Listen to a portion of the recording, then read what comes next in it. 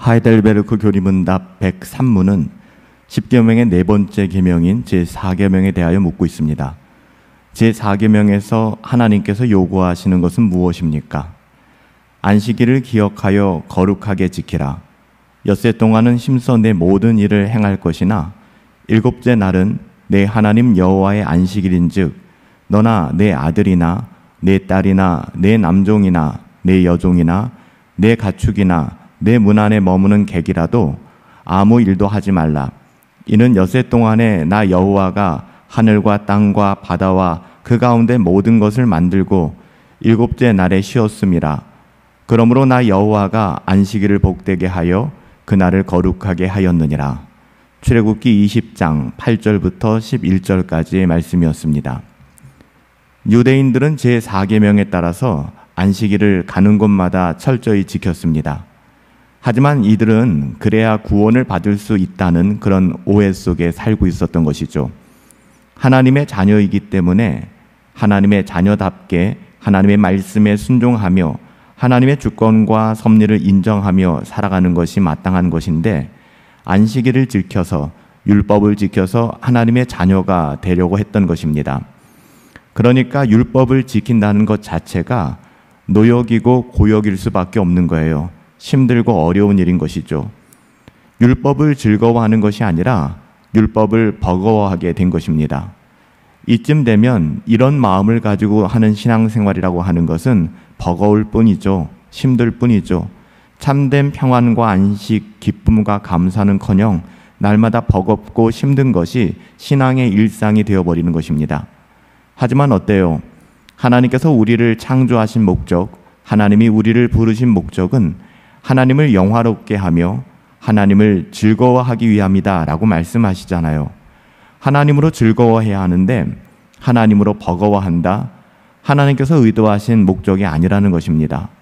우리는 날마다 율법을 오해하기 때문에 하나님으로 버거워하게 되는 것 같아요. 그렇다면 오늘 이 4계명의 핵심은 무엇일까요?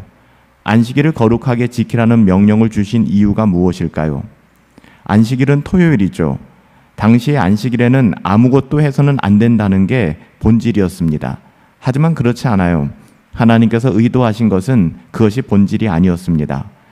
안식일에는 아무것도 해서는 안 된다는 게 본질이 되고 만다면 우리는 하나님의 말씀을 율법의 저주로 바꾸어 버리는 것이죠. 만약 어떤 특정한 요일에 국한시킨다면 우리는 모두 주일날 예배하는 것이 아니라 마치 안식교처럼 토요일에 모여 예배해야 될 것입니다. 더불어 토요일에는 아무것도 하지 말아야 될 거예요. 하나님께서 그렇게 말씀하신 것이 아니거든요.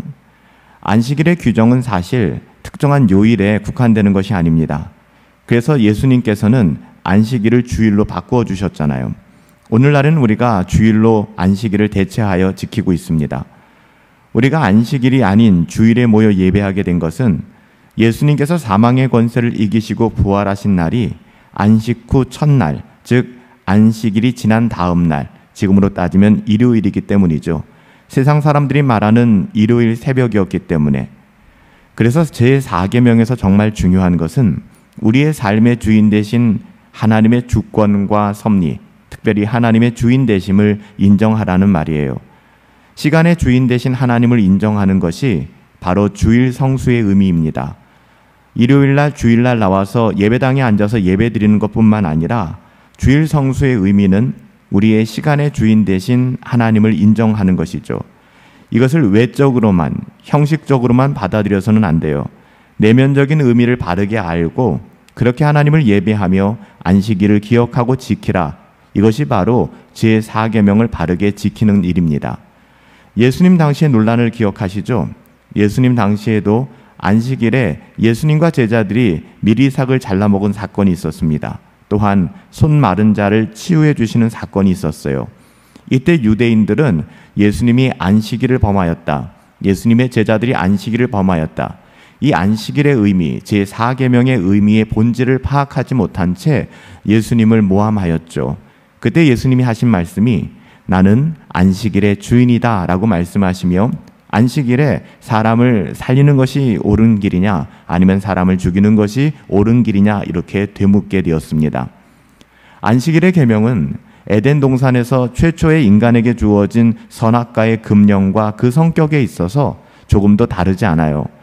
이것은 구원받은 하나님의 자녀들을 향한 하나님의 또 다른 선악과의 금령과도 같은 것이 오늘 제4계명입니다. 안식일을 범하면 죽이라고 하신 것은 선악과의 금령의 형벌과 너무나도 비슷하지 않습니까?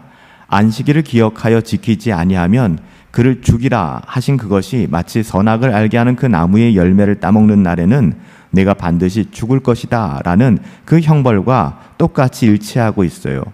왜냐하면 이 두 계명은 선악과가 어떤 것인가, 안식일이 어떤 날인가, 그거보다 더 선행하여 중요한 것은 둘 다 하나님의 주인 되심을 인정하고 그분의 공급하심으로 믿고 만족하며 살아가라는 뜻이에요. 안식일에 일하는 것은, 주일을 지키지 않는 것은 하나님의 주인 되심을 인정하지 않는 것입니다.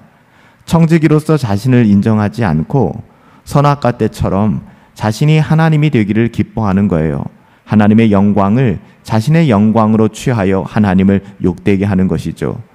아담과 하와가 선악과를 따먹은 행위는 단지 하나의 불순종 혹은 죄가 되는 일개의 행위가 아니었어요. 하나님의 하나님 되심, 하나님의 주인 되심을 부정하는 것이었고요. 아담과 하와에게 주셨던 그 영광스러운 청지기로서의 소명을 저버리는 일이었습니다. 안식일을 범하는 것도 기본적으로 같은 원리라는 것을 우리는 꼭 기억해야만 합니다. 우리가 주일에, 안식일에 아무것도 하지 않고 또한 예배를 드리고 예배당에 나와 있다는 것만으로 면죄부를 받을 수 있는 내용이 아니라는 거예요. 안식일을 지키지 않고 똑같이 일해야 한다면 우리가 하나님의 말씀보다는 우리의 어떠함을 따라서 시간을 관리하고 시간을 사용한다면 우리는 하나님의 주권을 인정하지 않게 되는 것입니다. 하나님의 공급하심이 아닌, 하나님이 도우심이 아닌 우리의 힘을 믿고 살아가는 것이죠. 여러분, 이것은 불신앙입니다. 안식일을 거룩하게 지키라는 계명은 다른 모든 계명과 마찬가지로 하나님의 주권을 인정하는 하나님의 자녀가 되어라, 이렇게 말씀하시는 거예요. 하나님의 주권을 인정하는 하나님의 자녀인가, 아니면 세상을 따라 자신이 왕으로 군림하는 삶을 살아가는가를 가장 명확하게 보여주는 것이 이 4계명을 지키는가 지키지 않는가의 여부입니다. 여러분, 우리가 오늘 눈여겨볼 것 중에 하나는 출애굽한 이스라엘 백성 중에 가나안 땅에 들어간 사람들이 여호수아와 갈렙밖에는 없었다는 사실이에요. 60만 3,550명이 광야에서 모두 죽고 말았습니다. 가나안 땅에 못 들어갔어요. 그렇다면 왜 광야교회 1세대, 출애굽 세대가 안식의 땅, 가나안 땅에 들어가지 못했을까요? 이들이 하나님께서 주시는 안식을 상징하는 가나안 땅에 들어가지 못하고 다 광야에서 죽게 되었거든요. 그 이유는 불순종이었어요. 가데스 바네아에서 12지파를 대표하는 12명의 정탐꾼을 가나안 땅에 들여보냈을 때 돌아와서 여호수아와 갈렙을 제외한 10명의 정탐꾼이 가나안 땅을 악평하면서 불평하고 원망했잖아요. 그리고 애굽으로 다시 돌아가야 된다라고 이야기했습니다. 여러분, 신앙이라고 하는 것은 믿음으로 살아가는 것이고 하나님의 하나님 되심을 인정하심으로 우리의 인생을 행하는 거예요. 우리가 우리의 어떠함을 보고 선악을 알게 하는 나무의 실과를 탐내며 욕심내고 또한 하나님께서 말씀하신 시간의 주인 되신 하나님의 말씀을 어기고 그 시간을 우리의 마음대로 사용할 때 우리는 가데스 바네아에서 실패한 이스라엘 백성들처럼 여전히 우리의 삶의 자리에서 실패할 수밖에 없다는 것입니다. 안식일을 기억하여 거룩하게 지키라. 어떻게 보면은 이 말의 의미는 우리가 가진 모든 시간의 주인을 하나님으로 인정하고 시간을 낭비하지 말고 우리가 살아가는 모든 세월과 시간들을 하나님을 영화롭게 하는 데 사용해야 한다. 우리의 일거수일투족이 하나님의 이름을 영화롭게 해야 된다. 이것을 말씀하고 있는 거예요. 우리가 어떻게 안식일을 거룩하게 지킬 수 있을까요? 청지기로서 우리에게 주어진 시간마저도 그 주인이 하나님이심을 인정하며 살아가시기 바랍니다. 주일뿐만 아니라 나의 모든 일상의 모든 순간들, 시간들을 소중히 여기시고 이 모든 시간을 주님께 하듯 사용하시기 바랍니다. 우리가 비슷한 의미에서 우리의 물질의 주인이 하나님을 인정하며 11조를 드리지 않습니까? 11조에서 10의 1, 굉장히 중요하지만 그거보다 더 중요한 것은 10의 9를 어떻게 우리가 사용하고 있는가입니다. 우리가 하나님을 예배하고 또 여러 가지 종교 행위를 하는 이 시간 이외에 우리의 나머지 모든 시간들을 어떻게 사용하고 있는가, 그 시간의 주인 역시 하나님으로 인정하며 살아가고 있는가, 이것이 바로 오늘 네 번째 계명의 핵심인 것입니다. 주일 성수, 안식일의 문제 동일합니다.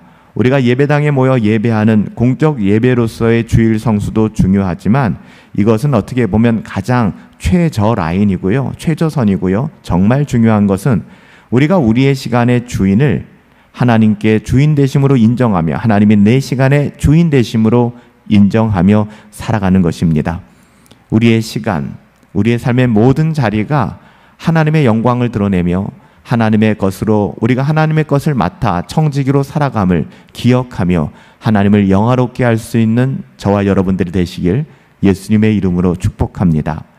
살아계신 아버지 하나님, 청지기로 살아가게 하여 주시옵소서.